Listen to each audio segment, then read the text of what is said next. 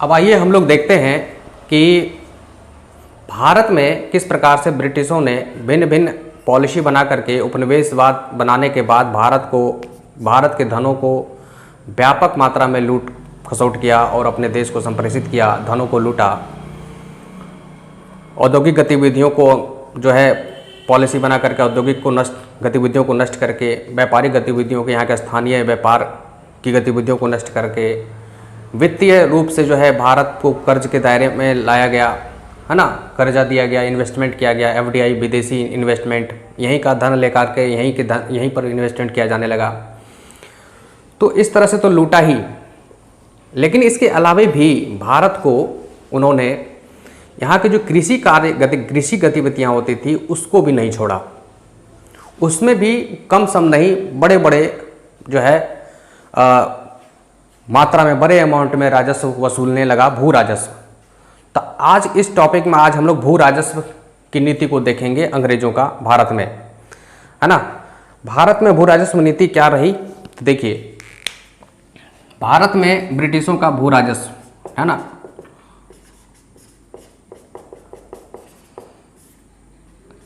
इसको हम लोग 3 भू राजस्व व्यवस्था जो कि भारत में जो है ब्रिटिशों के द्वारा चालू किया गया। पहला था अस्थाई बंदोबस्त, दूसरा था रैयतवारी बंदोबस्त, ठीक है, तीसरा है महाल बाड़ी बंदोबस्त, ठीक है। अस्थाई बंदोबस्त को जमींदारी बंदोबस्त भी कहा गया, ठीक है, और इस्तमरारी बंदोबस्त भी कहा गया, और ठीक है ना, जागीरदारी बंदोबस्त भी कहा गया, ठीक है ना। अस्थाई बंदोबस्त भी कहा गया, जमींदारी, इस्तमरारी, जागीरदारी आदि आदि, ये सब नाम से भी इसको जाना जाता है। ये बंदोबस्त क्या है?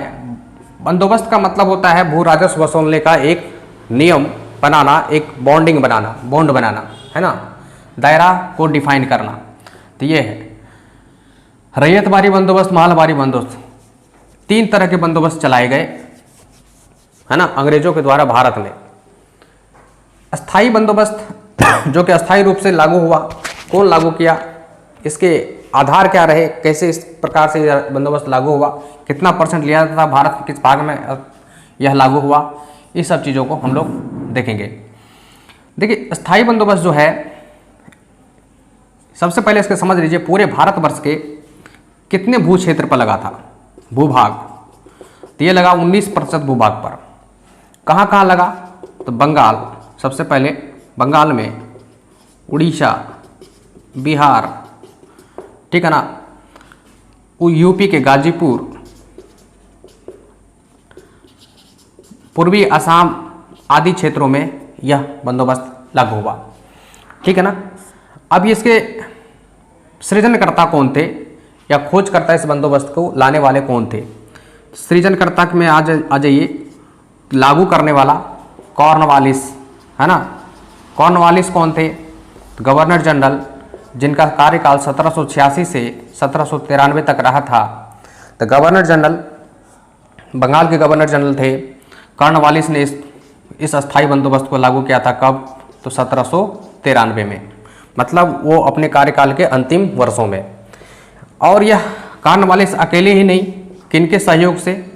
तो जॉन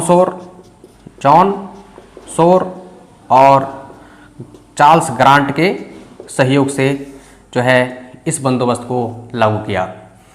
इतना बात तो समझ गए।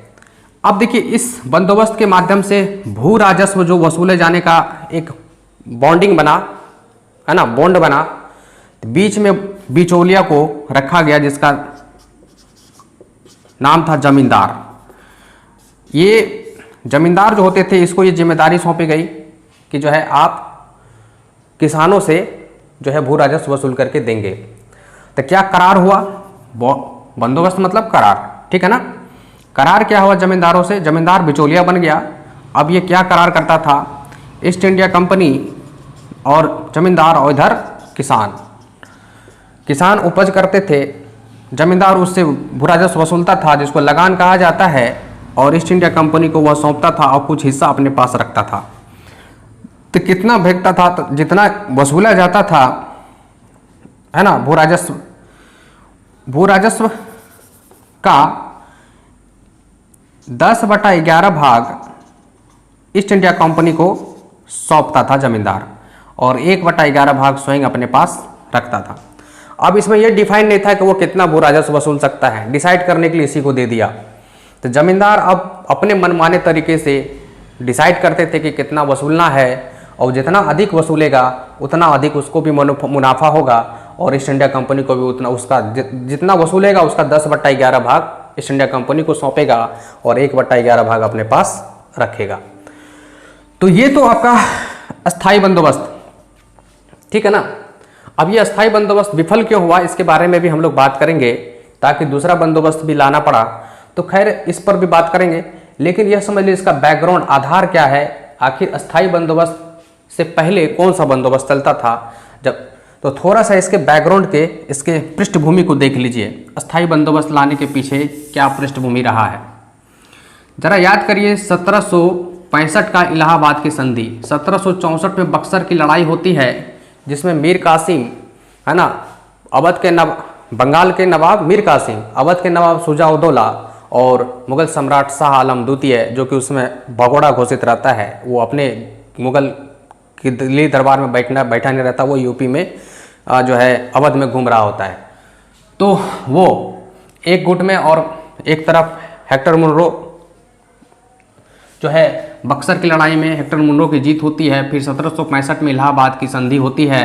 इलाहाबाद की संधि में रॉबर्ट क्लाइव को शाह आलम द्वितीय मुगल सम्राट जो थे उनके द्वारा, है ना, बिहार, उड़ीसा और बंगाल के लिए दीवानी अधिकार सौंप दिया जाता है।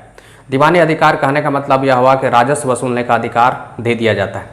राजस्व वसूलने का अधिकार दे दिया मतलब है कि खजाना का मालिक बना दिया। तो राजस्व वसूलने का अधिकार 1765 में मिल गया ईस्ट इंडिया कंपनी को। तो यह राजस्व वसूलने के लिए खुद से वसूल नहीं सकता था, भारत के बारे में उतनी जानकारी थी नहीं, यह स्थानीय लोगों का सहारा लिया। तो बंगाल में वसूलने का अधिकार दिया रजा खान को, और बिहार में दिया सिताब राय को। ये चीज़ तो समझ गए यहाँ तक। अब देखिए कैसे बैकग्राउंड बनता है, ये चीज़ हो गया। फिर जो है 1771 का समय आता है, गौर से सुनिएगा।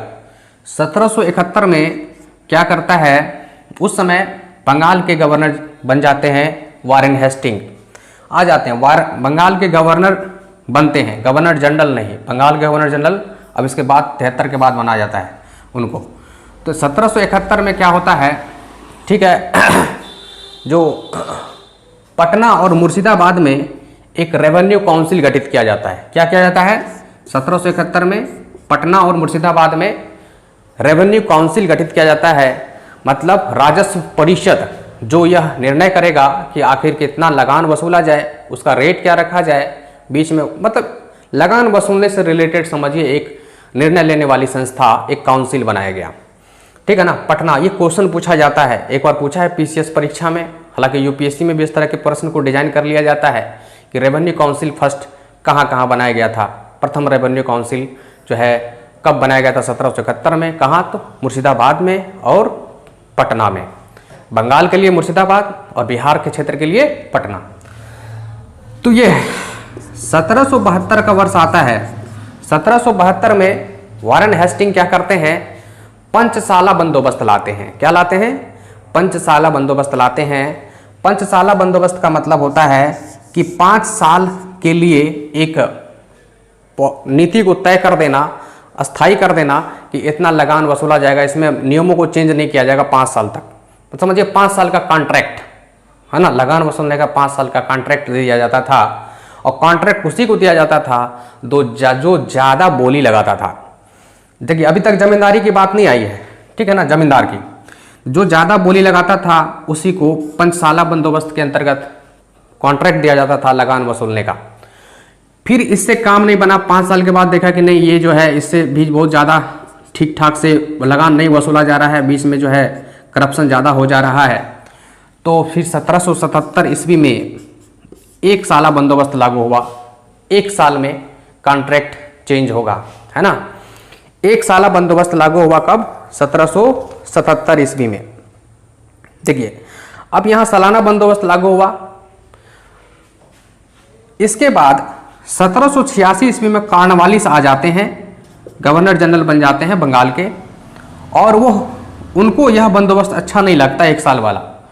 तो वो क्या करते हैं 1790 ईस्वी में कॉर्नवालिस ने 1790 ईस्वी में 10 साला बंदोबस्त शुरुआत करते हैं। 10 साला बंदोबस्त मतलब 10 साल का कॉन्ट्रैक्ट, है ना। 10 साल का कॉन्ट्रैक्ट किसी व्यक्ति से, किसी जमींदार से कर लिया जाता है, किसी क्षेत्र विशेष के व्यक्ति से जो शक्तिशाली हो, ताकतवर हो, सामंतवाद हो, उनसे यह कॉन्ट्रैक्ट कर लिया जाता है कि भाई आप अपने क्षेत्र में लगान वसूलेंगे, और एक रेट तय हो जाता था कि इतना आप रखेंगे और बाकी हमको सौंपेंगे। तो इस तरह से 1790 में यह लागू होता है। लेकिन कॉर्नवालिस इससे सेटिस्फाई नहीं होता है। 1793 ईस्वी में क्या करते हैं कॉर्नवालिस, ठीक है, अभी स्थायी बंदोबस्त पर ही हम लोग बात कर रहे हैं। 1793 ईस्वी में जॉन सोर, है ना, जॉन सोर और चार्ल्स ग्रांट के सहयोग से एक अस्थाई बंदोबस्त ले आते हैं। अस्थाई बंदोबस्त का मतलब यह हुआ कि यह निरंतर ये बंदोबस्त चलती रहेगी, लेकिन उसके लिए एक नियम लाया, वसूलने के लिए कॉन्ट्रैक्ट जो दिया जाने लगा जमींदार को। जमींदार को यह कॉन्ट्रैक्ट दिया गया कि भाई आप अपने क्षेत्र में, अपने अपने क्षेत्र में लगान वसूलेंगे, और 1/, जितना वसूलेंगे उसका 1/11 भाग आप रखेंगे, और 10/11 भाग हमको भेज देंगे। 10/11 मतलब 90% के आसपास हमको भेज देंगे, ये कहने का उनका सेंस था, और 10% आप रख लेंगे। तो जमींदार इसमें जो है वसूल सकता था जितना चाहे, ठीक है ना, ये चीज़ है। अब बात यहाँ पर ये आती है, तो आखिर जमींदार भी गलत कर सकता था, है ना, तो समय पर लगान नहीं दे सकता था। इसके लिए एक नियम भी उसमें घोषित किया गया, शर्त की, है ना, ईस्ट इंडिया कंपनी के द्वारा शर्त दिया गया जमींदारों को, सूर्यास्त की नीति का शर्त। सूर्यास्त, ये आप लोग पहली बार सुन रहे होंगे या पढ़े भी होंगे, हो सकता है, ठीक है। तो पहली बार तो नहीं सुने होंगे, पढ़े भी होंगे, ठीक है, बहुत लोग।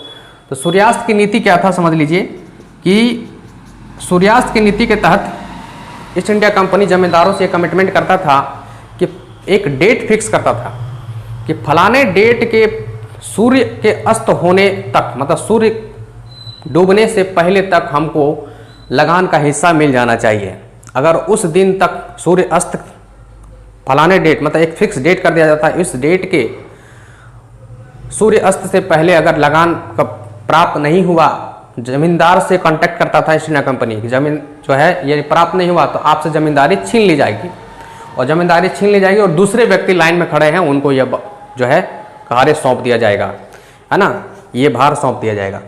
तो सूर्यास्त की नीति के तहत जो जमींदार समय पर ईस्ट इंडिया कंपनी को, मतलब एक समझिए कि लगाम में बांध दिया गया जमींदारों को ईस्ट इंडिया कंपनी के द्वारा, जो नई समय पर तय समय पर सूर्यास्त से पहले जो नई लगान को जमा कर पाता था उसकी जमींदारी चली जाती थी, वही असंतुष्ट जमींदार हो जाते थे, और जो है वही जो है अंग्रेजों के खिलाफ, ईस्ट इंडिया कंपनी के खिलाफ जो क्रांति वगैरह में जो भाग लिए हैं वैसे ही असंतुष्ट जमींदार लोग हैं। चलिए ठीक है, ये चीज़। और क्या, और कुछ खामियां थी इस अस्थायी बंदोबस्त की खामियां ये थी कि जो अंग्रेज, ईस्ट इंडिया कंपनी और किसान जो कि अनाज उपजा रहा है, जो कि लगान दे रहा है ना, धरातलीय स्तर पर, है ना, इसके बीच में कोई रिलेशन नहीं होता था, ठीक है ना।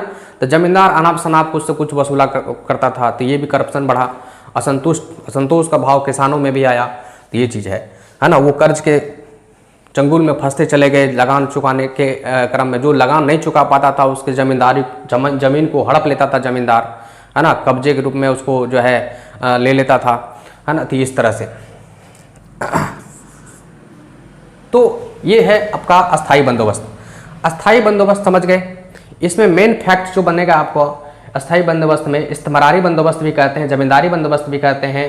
यह जो है एक लंबे समय के लिए अस्थिर कर दिया गया है इसको, और इसमें कितना भाग पर ये लागू था, 19% भूभाग पर था। सबसे पहले बंगाल में लागू हुआ, उड़ीसा, बिहार, गाजीपुर जो कि यूपी का है वहाँ पर लागू हुआ। कौन किया इसको लागू, तो कॉर्नवालिस लागू किया। कॉर्नवालिस किया किसके सहयोग से, जॉन सोर और चार्ल्स ग्रांट के सहयोग से। और कितना वसूला जाता था, जमींदार जो इसको वसूलते थे तो 10/11 भाग ईस्ट इंडिया कंपनी को देते थे, 1/11 अपने पास रखते थे। और इसके बैकग्राउंड में क्या है कि जैसे स्थायी बंदोबस्त आखिर आया कैसे, तो यहाँ से जो हम बताए कहानी ये चीज़ है। रेवेन्यू काउंसिल कब गठित हुआ, फिर 5 साला बंदोबस्त, फिर 10 साला बंदोबस्त, फिर 1 साला बंदोबस्त, फिर कॉर्नवालिस आए तो फिर उसको अस्थायी ही कर दिए। यहाँ तक समझ गए। अब आते हैं हम लोग रैयतवाड़ी बंदोबस्त पर। ठीक है, रैयतवाड़ी बंदोबस्त। देखिए रैयत का मतलब होता है किसान, खेत में काम करने वाले काश्तकार, खेत में काम करने वाले काश्तकार किसान जो कि खेत में काम करने के होते हैं, उनका खुद का जमीन होता है, वो खुद काम करते हैं। तो रैयत का मतलब होता है किसान, अब बाड़ी मतलब रैयत बाड़ी, रैयत। और देखिए इस बंदोबस्त में क्या किया गया, रैयत और कंपनी के बीच में सीधा संपर्क साध दिया गया। बीच में जो बिचौलिया हुआ करता था जमींदार, उसको यहाँ पर नहीं रखा गया। और ये चीज़ थी इस बंदोबस्त में। तो सबसे पहली बात तो रैयत मतलब किसान जो कि लगान चुका रहा है, और अंग्रेज के बीच में सीधा रिलेशन हो गया, और लगान वसूलने वाले ऑफिसर्स की नियुक्ति कर दी गई, और वो जो है लगान वसूलने लगे। तो अब इसमें आपको मोटा मोटी यह जानना है कि रैयतवाड़ी बंदोबस्त कितने भूभाग पर लगा था। तो भूभाग लगा था आपका, यह जो है पूरे भारत के 51% भाग पर ये अप्लाई हुआ था, है ना। 51% भाग पर भूभाग पर लगा था। कौन लाया था, इसके सृजनकर्ता कौन थे, तो लॉर्ड